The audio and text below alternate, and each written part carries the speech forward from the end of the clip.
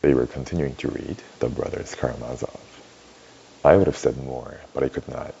My voice broke with the sweetness and youthful gladness of it, and there was such bliss in my heart as I have never known before in my life. All this is rational and edifying, said my antagonist, and in any case, you are an original person. You may laugh, I said to him, laughing too, but afterwards you will approve of me. Oh, I am ready to approve of you now, said he. Will you shake hands? For I believe you are genuinely sincere. No, I said, not now. Later on, when I have grown worthier and deserve your esteem, then shake hands and you will do well. We went home, my second upbraiding me all the way, while I kissed him. All my comrades heard of the affair at once, and gathered together to pass judgment on me the same day. He has disgraced the uniform, they said. Let him resign his commission. Some stood up for me. He faced the shot, they said. Yes, but he was afraid of his other shot and begged for forgiveness. If he had been afraid of being shot, he would have shot his own pistol first before asking forgiveness, while he flung it, loaded, into the forest. No, there's something else in this, something original. I enjoyed listening and looking at them. My dear friends and comrades, said I, don't worry about my resigning my commission, for I have done so already.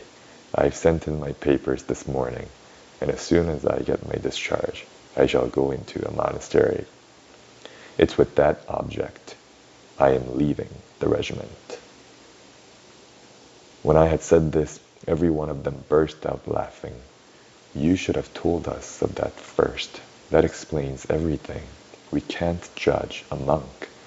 They laughed and could not stop themselves, and not scornfully, but kindly and merrily. They all felt friendly to me at once, even those who had been sternest in their censure. And all the following month, before my discharge came, they could not make enough of me. Ah, you monk, they would say, and everyone said something kind to me. They began trying to dissuade me, even to pity me. What are you doing to yourself? No, they would say, he's a brave fellow. He faced fire and could have fired his own pistol too, but he had a dream the night before that he should become a monk. That's why he did it. It was the same thing with the society of the town. Till then I had been kindly received, but had not been the object of special attention. And now all came to know me at once and invited me. They laughed at me, but they loved me.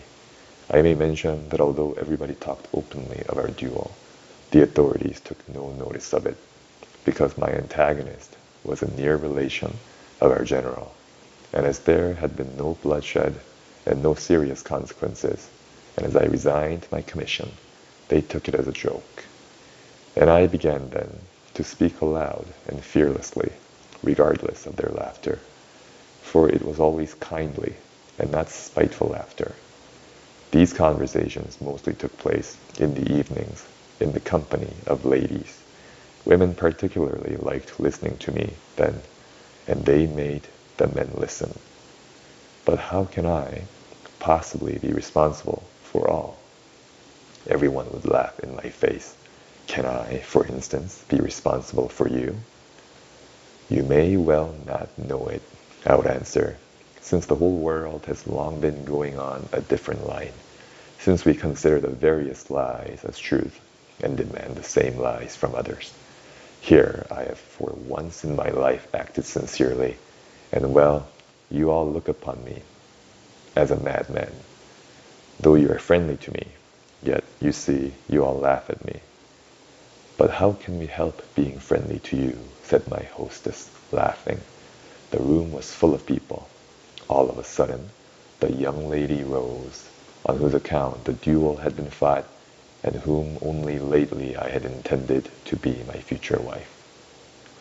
I had not noticed her coming into the room. She got up, came to me, and held out her hand. Let me tell you, she said, that I am the first not to laugh at you, but on the contrary, I thank you with tears and express my respect for you for your action then. And that's the end of the reading for today. Have a good day.